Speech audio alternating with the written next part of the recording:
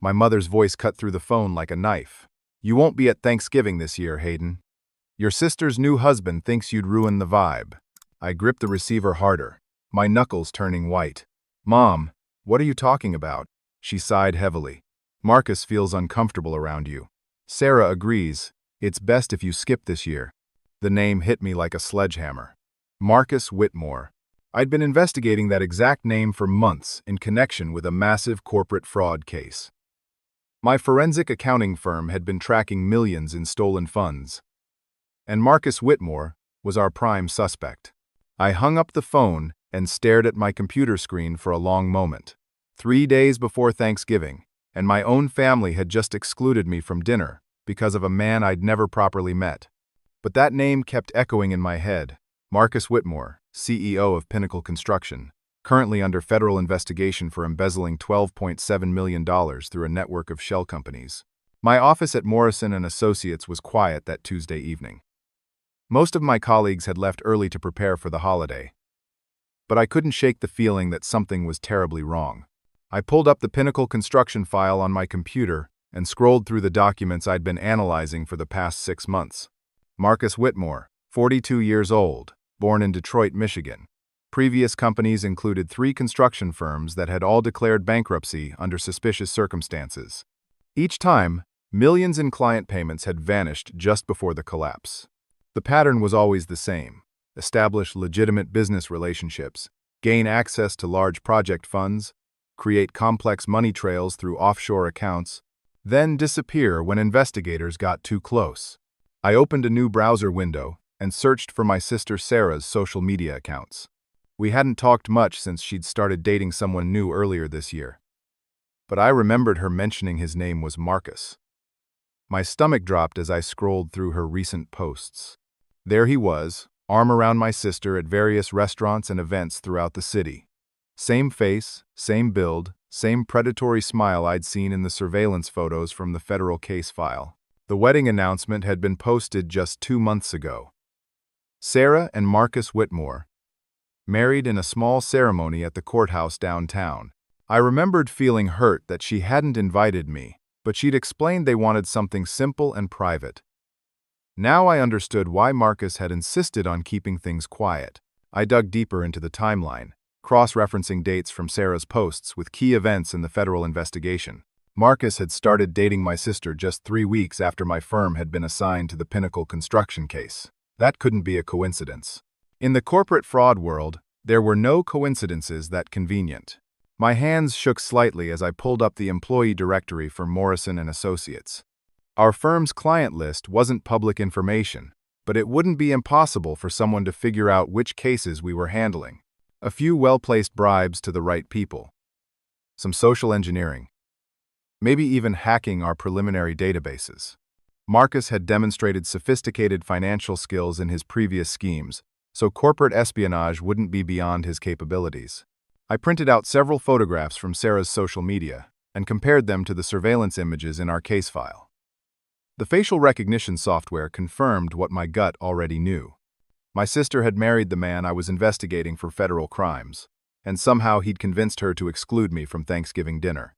The pieces started falling into place like dominoes in my mind. Marcus wasn't just some random guy who'd swept my sister off her feet. He'd targeted her specifically because of her connection to me. He'd researched our family, learned about my job, and identified Sarah as his way to get inside information about the federal investigation. I spent the next 2 hours building a comprehensive timeline. Marcus had approached Sarah at a charity fundraiser where she volunteered, the same fundraiser that had been featured in the local business journal alongside an article about our firm's recent successes in corporate fraud investigation. He'd positioned himself perfectly to meet her, charm her, and gain access to our family. The most chilling realization came when I looked at the guest list for my parents' anniversary party last month. Marcus had attended as Sarah's new husband, and I remembered him asking detailed questions about my work. At the time, I'd thought he was just being polite, trying to get to know his new brother-in-law. Now I understood he was conducting reconnaissance. My phone buzzed with a text message from Sarah. "Hope you understand about Thanksgiving. Marcus just wants our first holiday as a married couple to go smoothly. Maybe next year. The message felt hollow, like words someone else had coached her to say. My sister had never excluded me from anything in our entire lives.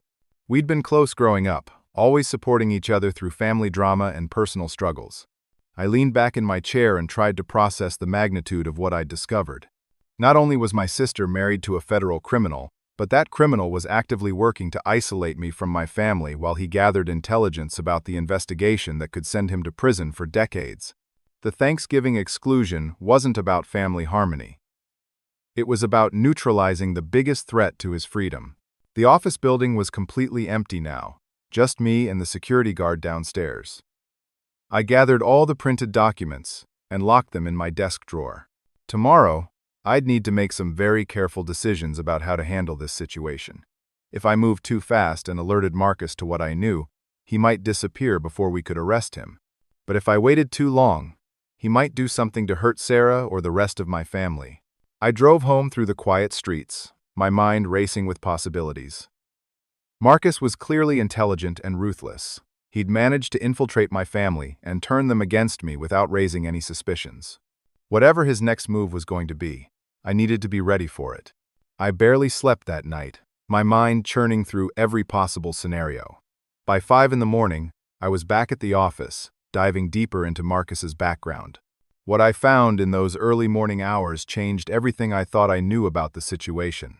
Using advanced financial tracking software, I traced Marcus's digital footprint back 18 months.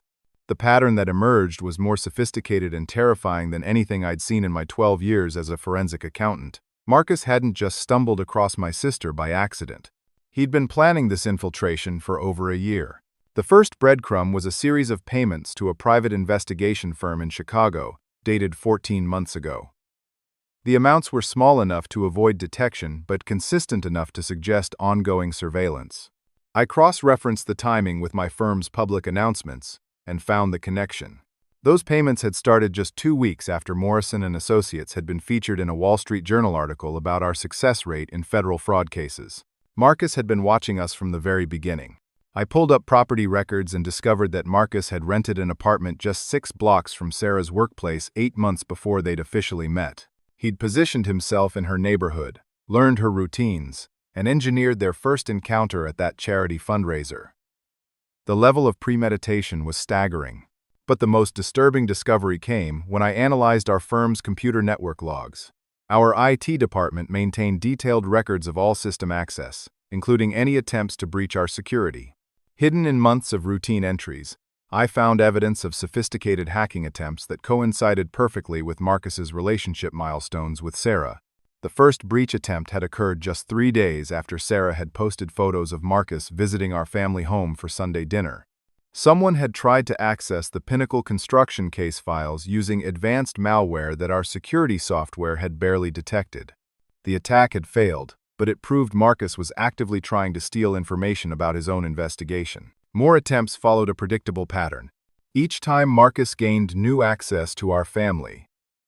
Each time Sarah brought him to family gatherings or mentioned details about my work, new hacking attempts would appear in our system logs. He was methodically trying to penetrate our digital defenses, while simultaneously gathering intelligence through social engineering. I pulled up the guest list from my parents' anniversary party and cross-referenced it with our office security footage from that same week. My blood ran cold when I found what I was looking for. Marcus had visited our office building 3 days after the party, claiming to be a potential client interested in hiring our firm for a simple audit. Our receptionist had given him a brief tour of the public areas, including a glimpse of the floor where I worked. The security cameras had captured him taking photos with his phone when he thought no one was looking. He'd been documenting our office layout, identifying security cameras, and mapping potential access points. This wasn't just financial fraud anymore. This was elaborate corporate espionage with my family as unwilling accomplices. I spent the next several hours building a comprehensive evidence file. Phone records showed that Marcus had been in contact with at least 3 other individuals who'd been flagged in previous federal fraud investigations. Bank records revealed a pattern of small payments to various technical services that specialized in surveillance and data extraction. Even his marriage to Sarah followed a calculated timeline designed to maximize his access to sensitive information. The breakthrough came when I discovered Marcus's real timeline for the crime. Hidden in the complex web of shell companies and offshore accounts, I found evidence of a massive money transfer scheduled for the day after Thanksgiving. $12.7 million was set to move through a series of international banks, ultimately landing in accounts that would make the money virtually untraceable. Marcus wasn't just stealing from Pinnacle Construction. He was preparing to disappear forever, and he needed my family's Thanksgiving gathering as his alibi. While everyone assumed he was sharing turkey and football with his new in-laws, he'd actually be executing the final phase of his escape plan. The most heartbreaking discovery was hidden in Sarah's own financial records, which I could access through our shared family banking connections.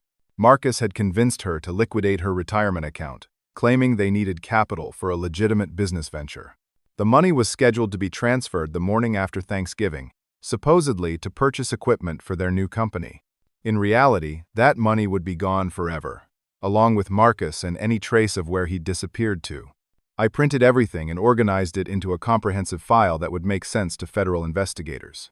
But I also realized that I couldn't just hand this over to the FBI without protecting Sarah first.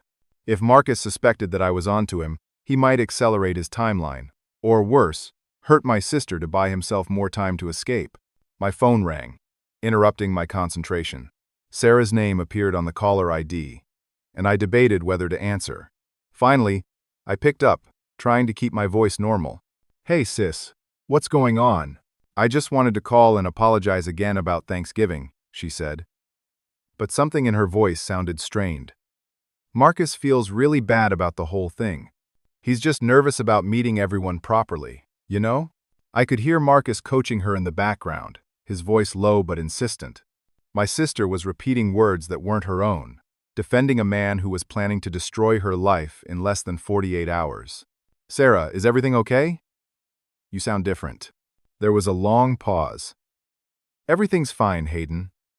I'm just excited about our first Thanksgiving as a married couple.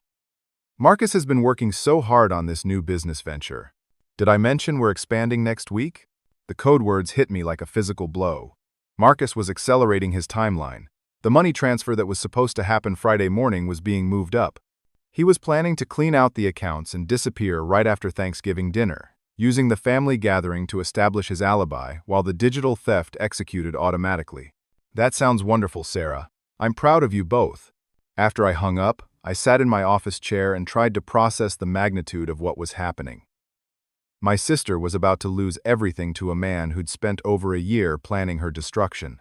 My family was being used as pawns in an elaborate federal crime, and I was the only person who could stop it. But I also realized that Marcus had made one critical mistake. He'd assumed that excluding me from Thanksgiving would keep me away from the family long enough for him to execute his plan. What he didn't know was that I'd spent my entire career learning how to track and catch people exactly like him. It was time to turn the tables. I knew I had to move carefully. One wrong step, and Marcus would bolt, taking Sarah's life savings with him and leaving my family financially ruined. I spent Wednesday morning crafting a strategy that would force Marcus to reveal himself while protecting my sister from the worst of the fallout. The first step was setting a trap. I deliberately created false documents suggesting that our federal investigation was moving faster than it actually was. Using official Morrison & Associates letterhead, I drafted memos indicating that arrest warrants would be issued the following Tuesday, giving Marcus a false sense of his remaining timeline. I saved these documents in specific locations on our network where previous hacking attempts had focused. If Marcus was still monitoring our systems, he'd find exactly what I wanted him to find. Information designed to make him panic and accelerate his plans in a way that would expose his criminal activities. Next, I contacted Agent Jennifer Rodriguez from the FBI's Financial Crimes Division, who'd been overseeing the Pinnacle construction investigation. I'd worked with her on several previous cases, and I trusted her to handle the delicate family dynamics involved. When I explained the situation, she immediately understood the complexity of what we were dealing with. "Hayden, this is more elaborate than anything we've seen from Whitmore before," she said during our secure phone call. "He's been planning this for over a year, which means he's desperate enough to be extremely dangerous. We need to move carefully to protect your sister." We arranged for surveillance teams to monitor Marcus without alerting him to their presence. Agent Rodriguez also helped me set up secure communication channels so we could coordinate without risking detection through normal phone lines or email systems. The most difficult part was researching Sarah's financial situation without alerting her to what was happening. Through careful analysis of her banking records and credit reports, I discovered that Marcus had convinced her to take out a second mortgage on her house, supposedly to fund their new business venture. The total amount at risk was over $300,000, representing her entire net worth accumulated over 15 years of careful saving. But Marcus's manipulation went even deeper than I'd initially realized. He'd convinced Sarah to name him as the primary beneficiary on her life insurance policy, claiming it was a romantic gesture showing their commitment to each other. He'd also been added to her retirement accounts and investment portfolios, giving him access to funds that would take years for Sarah to rebuild if they disappeared. I spent Wednesday afternoon building a comprehensive financial profile of exactly what Marcus stood to steal. The total came to nearly $400,000 from Sarah alone, plus whatever damage he could do to our parents' retirement savings if he gained access to their accounts through family connections. The federal money from Pinnacle Construction was obviously the main prize, but Marcus had been planning to supplement his escape fund with everything he could steal from my family. We weren't just victims of circumstance. We were marks in an elaborate long-term con that had been in development since before Marcus had even met Sarah. Wednesday evening, I visited our parents under the pretense of dropping off some early Christmas presents. I needed to assess how deeply Marcus had infiltrated the family finances without alerting anyone to the real reason for my concern. "So tell me about this new son-in-law of yours," I said to my mother while she prepared dessert in the kitchen. "Oh, Marcus is wonderful," she gushed. "So charming and successful. Did you know he's offered to help us refinance the house? He says he can get us a much better interest rate through his business connections." My heart sank.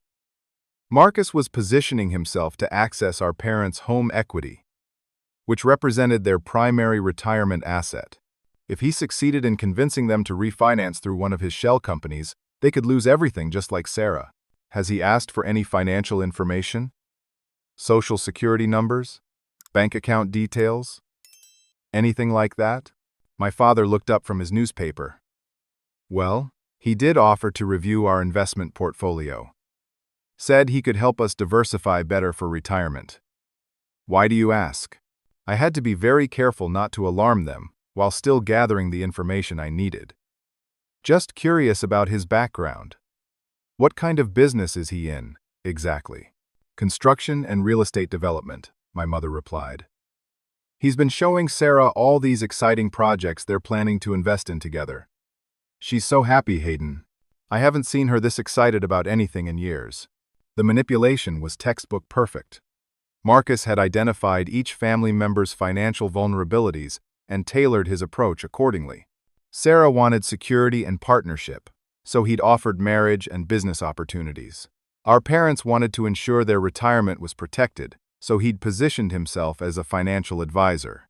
He'd been systematically gaining access to every significant asset our family owned. That night, I worked until 3 in the morning, finalizing my strategy for the confrontation that I knew was coming. The false documents I'd planted in our system were designed to make Marcus believe he had less time than he actually did. If he was monitoring our investigation, he'd think arrest warrants were imminent, and he'd need to accelerate his escape plan. Thursday morning dawned gray and cold, with the kind of bitter November wind that cuts right through your jacket. I arrived at the office early, knowing that today would determine whether my family survived Marcus's deception intact or lost everything they'd worked for. Agent Rodriguez had positioned surveillance teams around the city, monitoring Marcus's movements and ready to intervene if he tried to flee. We'd also arranged for technical specialists to trace any large money transfers in real time, allowing us to freeze accounts before funds could disappear into offshore havens. But the most important element of my plan was psychological. I needed Marcus to come to me, thinking he was in control of the situation, so he'd reveal the full scope of his crimes while FBI recording equipment captured every word. The bait was irresistible. According to my false documents, the federal investigation was concluding ahead of schedule because we'd discovered new evidence that made the case airtight. Marcus would need to know exactly what evidence we'd found and how much time he had before arrest warrants were issued. He'd have to risk a direct confrontation to get that information, and when he did, he'd walk straight into a trap that would save my family and put him in federal prison where he belonged. I settled into my office chair and waited for the phone to ring. Based on Marcus's established patterns, he'd monitor our systems overnight and discover the false intelligence sometime this morning. His panic would drive him to take risks he'd normally avoid, and those risks would finally expose him for what he really was. My family was about to discover the truth about the man they'd welcomed into their lives, and Marcus Whitmore was about to learn that he'd made a critical mistake when he decided to target a forensic accountant's family. The game was about to begin. I didn't have to wait long. At 9:15 Friday morning, Marcus burst through the door of my office without bothering to check in with reception. His face was flushed, his hair disheveled, and his eyes had the wild look of a man whose carefully constructed world was collapsing around him. "We need to talk," he said, his voice tight with barely controlled panic. "Right now." I looked up from my computer with practiced calm, though my heart was racing. Agent Rodriguez and her team were monitoring from the office next door, recording equipment activated and ready to capture whatever Marcus was about to reveal. Marcus, right? Sarah's husband. What brings you here so early on a Friday morning? He slammed the door behind him and began pacing in front of my desk like a caged animal. "Don't play games with me, Hayden. I know exactly who you are and what you've been doing." "I'm not sure what you mean." "I'm a forensic accountant. I investigate financial irregularities for corporate clients." "Pretty standard stuff." Marcus stopped pacing and leaned across my desk, his face inches from mine. "Pinnacle Construction. Ring any bells? You've been digging into places where you don't belong, and it's going to stop right now." The admission hit me like a physical blow, even though I'd been expecting it. Marcus had just confessed to knowing about the federal investigation, proving his guilt beyond any reasonable doubt, but more importantly, he'd revealed that he'd been monitoring our progress, which meant he'd had access to classified information that should have been impossible for him to obtain. "Marcus, I think you might be confused. I work on dozens of cases simultaneously. Corporate accounting irregularities are unfortunately very common in today's business environment." He laughed, a harsh sound with no humor in it. "Cut the innocent act. I've been watching you for months, tracking every move you make on that case. I know exactly how close you think you are to proving something, and I'm here to tell you that you're going to back off." The recording equipment in the next room was capturing everything, but I needed Marcus to be more specific about his crimes. Agent Rodriguez had emphasized the importance of getting him to detail his methods and timeline. "Watching me? That's a pretty serious accusation, Marcus. Are you saying you've been conducting surveillance on a federal investigator?" "Federal investigator?" His eyes widened with genuine surprise. "I thought you were just some corporate accountant working for a private firm." The slip revealed more than Marcus realized. He'd been operating under incomplete information, which explained some of his more desperate recent actions. He'd underestimated the scope of the investigation and the level of federal involvement. "Marcus, I think we should probably call someone. You seem very upset, and you're making some concerning statements about surveillance and intimidation. Don't you dare pick up that phone." He lunged forward and grabbed my wrist as I reached for the receiver. "You have no idea what you're dealing with here. This isn't some simple embezzlement case. There are people involved who will do whatever it takes to protect their interests." The physical contact was a mistake on his part, and I could see him realizing it immediately. Assault on a federal investigator would add years to his eventual sentence, but his panic was making him sloppy. "Marcus, I need you to let go of my arm and step back. You're clearly under a lot of stress, but this isn't the way to handle whatever problems you're facing." He released my wrist but didn't step back. "You don't understand. The money has already been moved. Accounts have been closed. Even if you think you have evidence, it's too late to recover anything." Another crucial admission. He'd just confirmed that the Pinnacle construction funds had been stolen and that he'd been involved in moving them.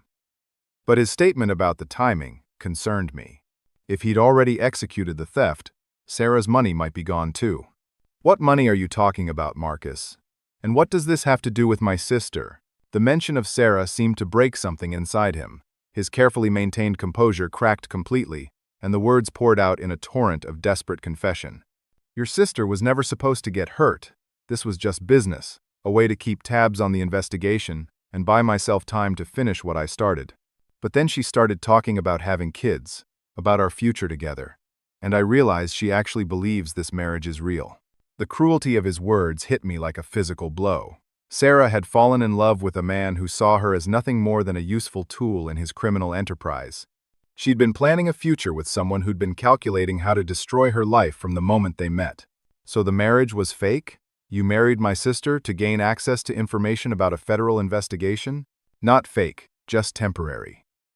I needed someone close to you, someone who could provide regular updates on your progress without realizing what they were doing. Sarah was perfect because she trusts everyone and never questions anything. The recording equipment was capturing everything, but I needed to keep him talking long enough to get details about the stolen funds and his escape plan. Where did the money go, Marcus? If you've already moved it, why are you here panicking about the investigation? He ran his hands through his hair, his composure completely gone. Because you idiots changed your timeline. Your stupid memos said arrest warrants were being issued next Tuesday, but my sources said you weren't supposed to conclude the investigation until January. Someone's been feeding me false information, and now I don't know what's real anymore. The trap had worked perfectly. Marcus had been relying on stolen intelligence to plan his escape, and the false documents I'd planted had disrupted his carefully orchestrated timeline. His panic had driven him to take desperate risks that were now providing the evidence needed to convict him. Marcus, I think you need to stop talking and contact an attorney. You're admitting to federal crimes, and anything you say here could be used against you in court. Court? He laughed again, that same harsh sound. There's not going to be any court. By this time tomorrow, I'll be in a country that doesn't extradite to the United States, and your precious investigation will be worthless. What about Sarah? What happens to her when you disappear? For a moment, something that might have been genuine emotion flickered across his face, but it vanished quickly, replaced by cold calculation. Sarah will be fine. She'll be heartbroken for a while, but she'll recover. Women like her always do. She's resilient, probably more resilient than she realizes. The clinical way he discussed destroying my sister's life revealed the true depth of his sociopathy. Sarah wasn't a person to him. She was simply collateral damage in a larger financial crime. And her money? The retirement account she liquidated, the second mortgage on her house, her life savings that you convinced her to invest in your fake business ventures? Marcus's eyes hardened. That's the cost of doing business. She chose to trust me with her financial decisions. If she gets hurt, that's her fault for being naive. The door to my office opened suddenly, and Agent Rodriguez stepped inside with 2 other FBI agents. Marcus spun around, his face going pale as he realized he'd been trapped.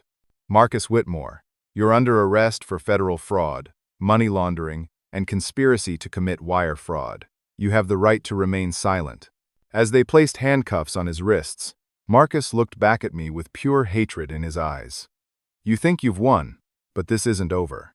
There are things about your family that you don't know, secrets that will destroy you just like you've destroyed me. Agent Rodriguez finished reading his rights while I sat at my desk, trying to process what had just happened. We'd caught him, recorded his confession, and prevented him from disappearing with the stolen money. But his final threat about family secrets worried me. Marcus had demonstrated a gift for finding and exploiting vulnerabilities, and I had the uncomfortable feeling that his arrest might not be the end of our family's ordeal.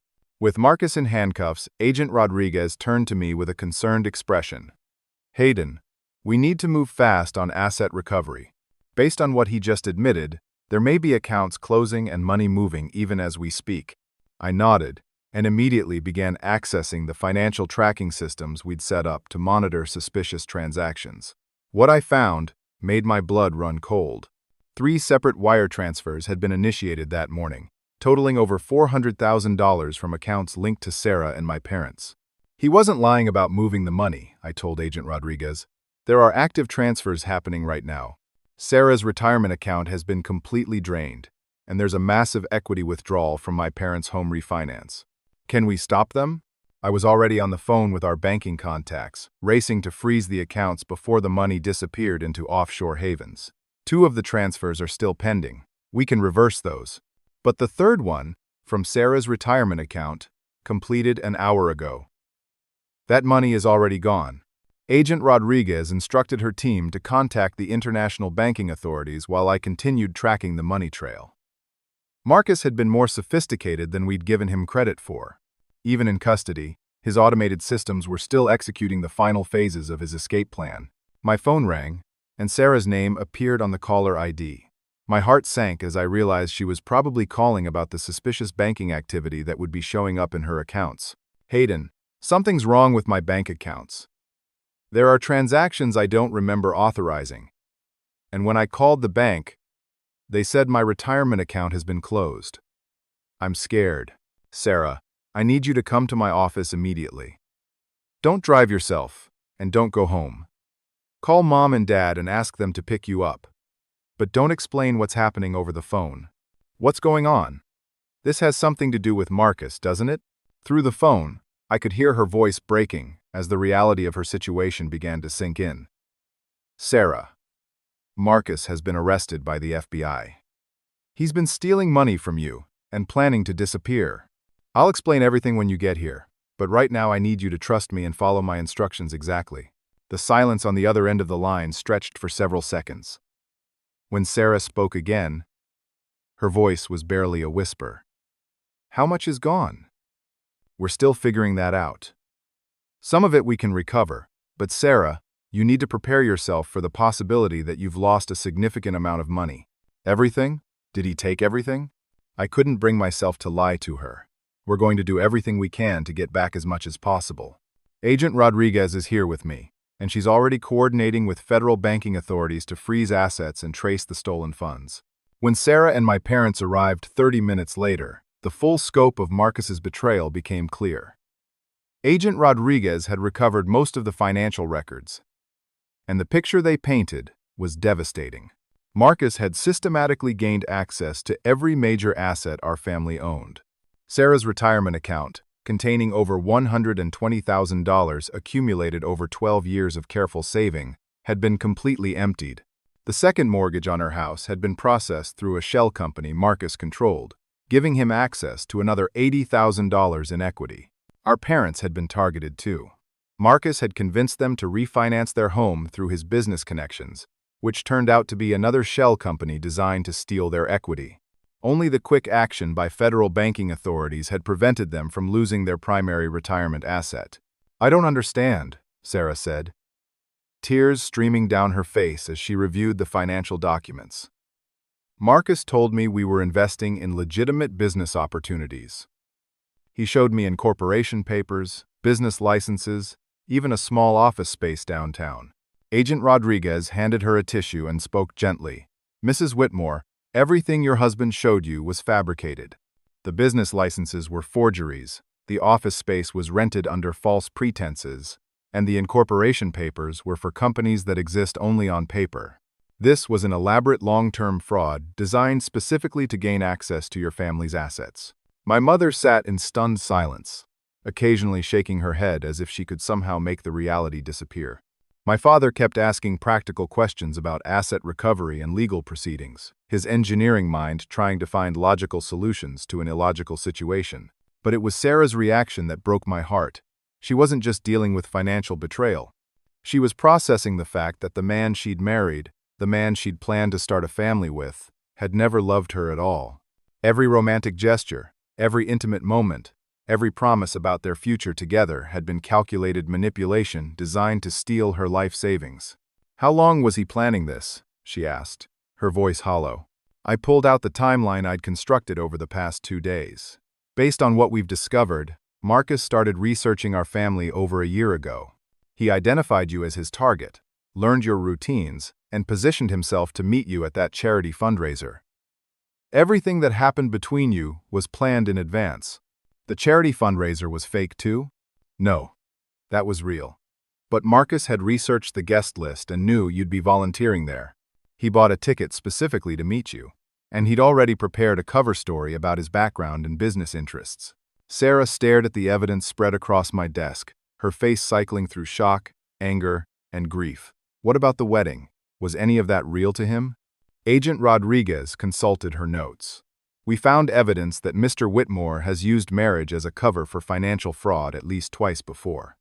In both previous cases, he disappeared after approximately 8 to 10 months, taking everything his spouse owned.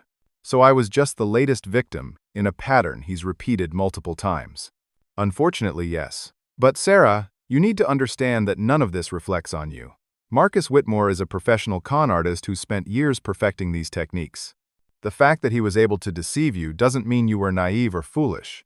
It means he was very good at what he did. My father finally spoke up, his voice tight with controlled anger. What's the likelihood of recovering the money he stole? Agent Rodriguez looked uncomfortable. We've frozen most of the accounts and reversed 2 of the major transfers. But the money from Sarah's retirement account was moved through a series of international banks before we could intervene. Recovery will depend on cooperation from foreign governments, which can take months or years, if it happens at all. The room fell silent as the financial reality sank in.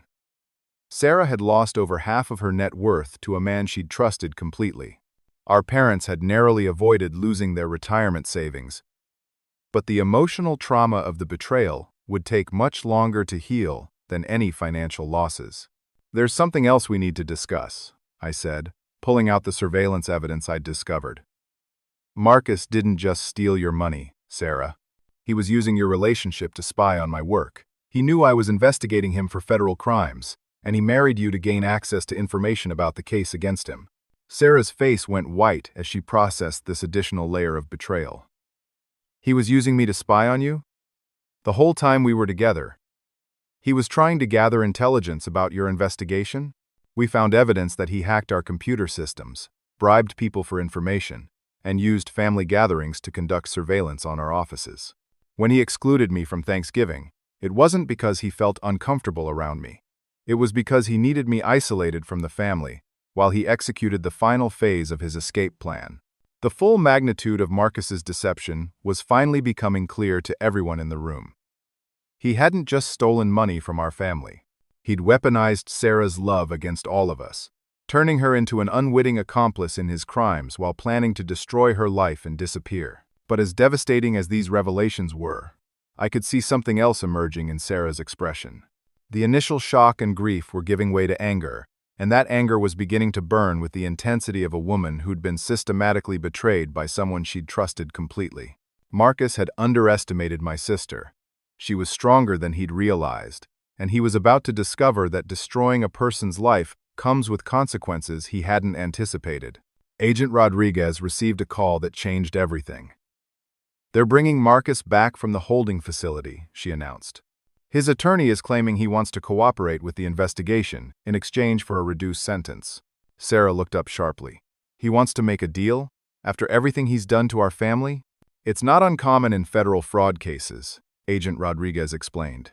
If he provides information about other criminal associates or helps us recover stolen assets, the prosecution might consider reducing his charges. But that doesn't mean he'll avoid prison time. I want to see him, Sarah said suddenly. I want to look him in the eye and hear him try to explain what he did to us. I wasn't sure that was a good idea, but Agent Rodriguez nodded. We can arrange that. It might actually be helpful for the case if you're willing to confront him about the personal aspects of his deception. 30 minutes later, we were sitting in a federal building conference room, waiting for Marcus to be brought up from the detention facility. Sarah had composed herself, but I could see the tension in her shoulders and the determined set of her jaw. When Marcus entered the room in an orange jumpsuit and handcuffs, he looked like a completely different person from the confident man who'd burst into my office that morning. His hair was disheveled, his face was pale, and his eyes had the hollow look of someone whose carefully constructed world had collapsed entirely. "Sarah," he said as soon as he saw her, "thank God you're here. I can explain everything. This is all a misunderstanding that got out of hand." Sarah stared at him for several seconds before speaking. "A misunderstanding? You stole my retirement savings, lied about loving me, and used our marriage to spy on my brother's federal investigation. Which part of that was misunderstood?" Marcus's attorney leaned forward. "Mr. Whitmore is prepared to provide full cooperation with the federal investigation. He's willing to disclose the location of hidden assets and provide information about other individuals involved in the conspiracy." "What other individuals?" Agent Rodriguez asked.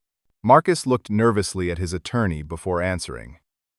The Pinnacle construction fraud wasn't a one-man operation. There are at least 4 other people involved, including someone inside the banking system who helped move the money offshore. And in exchange for this information, you want what? Reduced charges. Maybe 5 years instead of 25. And protection from the other people involved. Because they're not going to be happy that I got caught. Sarah stood up abruptly, her chair scraping against the floor. 5 years? You destroyed my life, stole everything I worked for, and made me believe you loved me. And you think you should only get 5 years? Marcus's composure cracked completely. Sarah, you have to understand. I never meant for you to get hurt. The marriage was supposed to be temporary. Just long enough to gather the information I needed. But then I started to care about you, and I didn't know how to get out of the situation without hurting you. You started to care about me? Sarah's voice was incredulous. Is that supposed to make me feel better? You married me as part of a criminal conspiracy, but it's okay because you eventually developed some feelings for me? That's not what I meant. Sarah, please. You have to believe me when I say that the feelings became real. I know I made terrible choices, but my feelings for you weren't fake. Agent Rodriguez interrupted.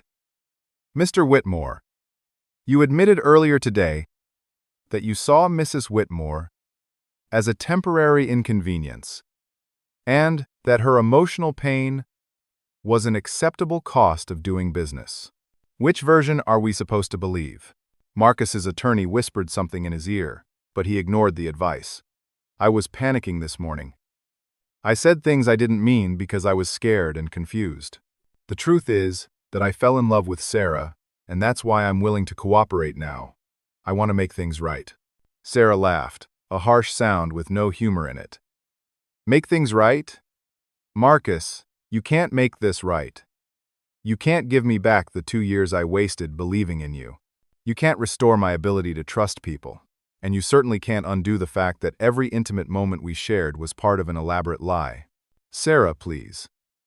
I know I can't undo the damage, but I can help you recover the money. I know where most of it is hidden, and I can provide the account numbers and access codes. Most of it? Not all of it? Marcus looked down at his hands. Some of the money was already spent on operational expenses, bribes, equipment, maintaining the fake business fronts. But the majority is still recoverable if I cooperate with the investigation. Agent Rodriguez made notes while I processed what Marcus was offering. If he could help us recover 70 or 80% of the stolen funds, it would go a long way toward repairing the financial damage to our family. But the emotional damage would take much longer to heal. How much are we talking about? I asked. From Sarah's accounts, probably 90% recoverable. From Pinnacle Construction, maybe 60%. The rest was used to maintain the infrastructure needed to execute the fraud. Sarah sat back down, but her expression remained hard. And what about the other victims? The previous women you married and stole from? Can you help them recover their money too? Marcus's face flushed. How did you know about them? Because my brother is very good at his job, and he uncovered your entire criminal history while you were busy underestimating our family. Those cases are outside the federal jurisdiction here, Marcus's attorney interjected. My client's cooperation offer only extends to the current charges. Of course it does, Sarah said bitterly. Even now, even when you're offering to help, you're still trying to minimize your responsibility for the damage you've caused. Marcus looked directly at Sarah, and for a moment I thought I saw genuine remorse in his eyes.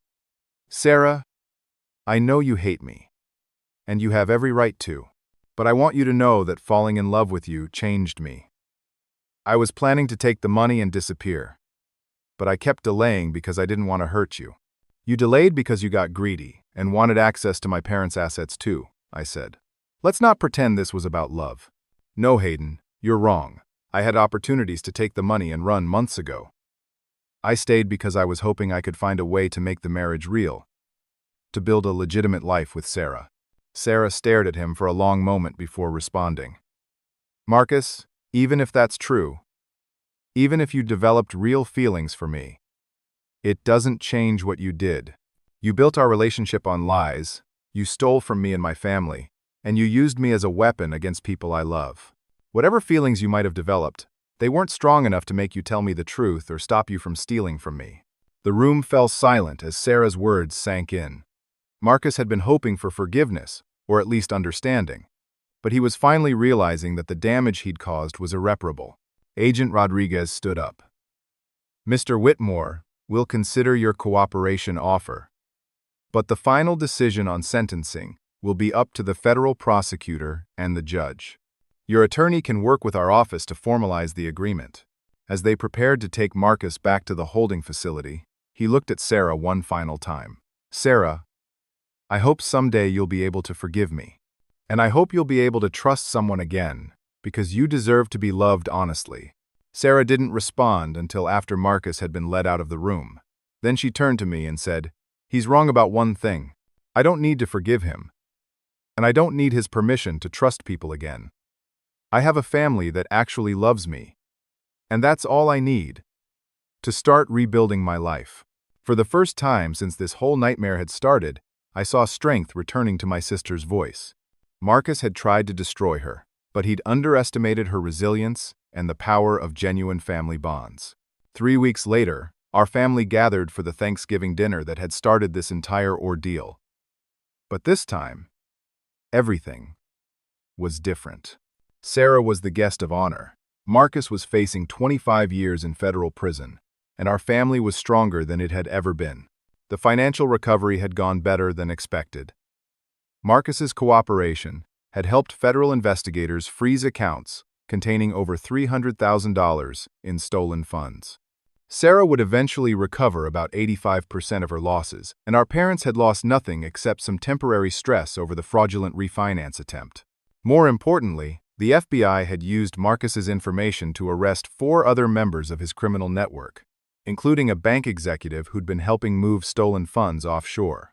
The Pinnacle construction case had expanded into a major federal investigation that would prevent future victims from suffering the same kind of systematic fraud our family had experienced. Sarah had thrown herself into recovery with the same determination she'd applied to building her career and saving for retirement. She'd started therapy to process the psychological manipulation she'd endured, and she'd begun volunteering with a victim advocacy group that helped other fraud survivors rebuild their lives. "You know what's funny?" Sarah said as we sat around our parents' dinner table, passing dishes and catching up on family news. "Marcus thought he was so clever, targeting me, because I trusted people easily. But he never understood that trusting people is actually a strength, not a weakness." "How do you figure?" my father asked. "Because trusting people is what allowed me to build real relationships, accumulate real assets, and create a real life worth stealing. Marcus spent his whole life manipulating and stealing from others, but he never actually built anything of his own. When this is all over, I'll still have my family, my career, and my ability to trust the right people. He'll have nothing but a prison cell and the knowledge that he wasted his life hurting innocent people." My mother reached over and squeezed Sarah's hand. "I'm so proud of how you've handled this whole situation, and I owe you an apology, Hayden. We should have listened to your concerns about Marcus instead of excluding you from our family gathering. Mom, you couldn't have known. Marcus was a professional con artist who spent months learning how to manipulate each of us. The important thing is that we're all here together now, and we're stronger because of what we've been through." The conversation turned to lighter topics as we enjoyed the meal our family had prepared together. But as the evening progressed, I found myself reflecting on the lessons this experience had taught all of us. I'd learned that family loyalty sometimes means asking difficult questions and challenging people we love when something doesn't feel right. My forensic accounting skills had helped save our family's financial future, but my willingness to fight for Sarah even when she couldn't see the danger had been just as important. Sarah had learned that her instincts about people were generally accurate, but that professional criminals like Marcus were skilled at exploiting normal human trust. She'd also discovered reserves of strength and resilience she hadn't known she possessed. Our parents had learned to be more cautious about financial decisions that seemed too good to be true, but more importantly, they'd learned to value honest communication within our family, even when those conversations were uncomfortable. As we cleared the dinner table and prepared dessert, Sarah pulled me aside for a private conversation. "Hayden, I need to thank you for everything you did to protect our family. I know I was angry when you first tried to warn me about Marcus, and I'm sorry I didn't listen sooner." "Sarah, you don't need to apologize. Marcus was very good at what he did, and he'd been planning this deception for over a year. The important thing is that we caught him before he could disappear with everything you'd worked for. But you saved more than just our money. You saved our family. If Marcus had succeeded in his plan, he would have destroyed all of our relationships with each other. We would have spent years blaming ourselves and each other for what happened. I looked around at our family gathered in the living room, laughing and sharing stories just like we had during countless holidays throughout our lives. Marcus had tried to weaponize our love for each other against us, but ultimately that love had been stronger than his manipulation. Sarah, family bonds are stronger than most people realize. Marcus understood how to exploit trust, but he never understood the difference between trust and genuine love. Trust can be broken and rebuilt, but real love endures even when it's tested by deception and betrayal. I'm still working on rebuilding my ability to trust people outside our family, but I know now that I'll always have a foundation of love that no one can steal from me. As the evening wound down and we prepared to go our separate ways, I realized that this Thanksgiving had given us something more valuable than any financial asset Marcus could have stolen. We'd discovered that our family was resilient enough to survive sophisticated manipulation, strong enough to fight back against people who tried to hurt us, and loving enough to support each other through the worst kind of betrayal. Marcus was spending this Thanksgiving in a federal detention facility, probably calculating his chances of conviction and wondering how his perfect plan had fallen apart so completely. Meanwhile, our family was together, grateful for each other, and looking forward to a future built on honesty instead of deception. The greatest irony was that Marcus's attempt to destroy our family had ultimately brought us closer together. He'd forced us to communicate more honestly, rely on each other more completely, and appreciate the genuine love we shared more deeply. His betrayal had backfired in the most complete way possible. 6 months later, Marcus pleaded guilty to federal fraud charges and was sentenced to 18 years in prison. The other members of his criminal network received similar sentences, and new banking regulations were implemented to prevent the kind of systematic financial manipulation he'd specialized in. Sarah eventually started dating again, but she approached new relationships with wisdom gained from her experience with Marcus. She learned to verify people's backgrounds, trust her instincts when something felt wrong, and value honesty over charm. As for me, I continued working as a forensic accountant. But the Marcus Whitmore case had taught me that the most important investigations are sometimes the ones that hit closest to home. I'd learned to pay attention when family members seemed to be changing in ways that didn't feel authentic, and I'd developed a better understanding of how professional criminals exploit normal human emotions. The experience had made our entire family more sophisticated about financial security, but it had also reinforced our appreciation for the genuine relationships we shared with each other. Marcus had tried to teach us that love could be faked and trust could be weaponized, but instead he'd proven that authentic family bonds are strong enough to survive even the most elaborate deception. Looking back on that Thanksgiving dinner, I realized that being excluded from the original gathering had been a blessing in disguise. If I'd been there with Marcus, maintaining the pretense that everything was normal, he might have succeeded in his plan to frame me for his crimes and destroy our family from within. Instead, his attempt to isolate me had backfired completely, giving me the opportunity to investigate his background and expose his true nature before he could disappear with everything we'd worked for. Sometimes the most hurtful betrayals contain the seeds of their own destruction, and Marcus's careful plan had ultimately become the instrument of his downfall. Our family learned that Thanksgiving isn't just about gratitude for what we have, it's also about recognizing the strength we possess to protect what matters most. We discovered that we could face sophisticated manipulation, financial betrayal, and attempted psychological warfare, and emerge stronger than we'd been before. Marcus had tried to steal our money, destroy our relationships, and shatter our ability to trust each other. Instead, he'd given us proof that our family bonds were unbreakable, our love for each other was genuine, and our commitment to protecting each other was absolute. That was a lesson worth more than any amount of money he could have stolen, and a Thanksgiving gift that would last for the rest of our lives. Have you ever experienced a situation where someone you trusted turned out to be completely different from who they claimed to be? How did you handle discovering that deception, and what did it teach you about the importance of family loyalty? I'd love to hear your thoughts and experiences in the comments below. Thank you for listening to my story about how my family survived Marcus's elaborate deception and came out stronger on the other side. If this story resonated with you, please like this video, subscribe to hear more stories about resilience and family loyalty, and share it with someone who might benefit from learning about the warning signs of financial manipulation.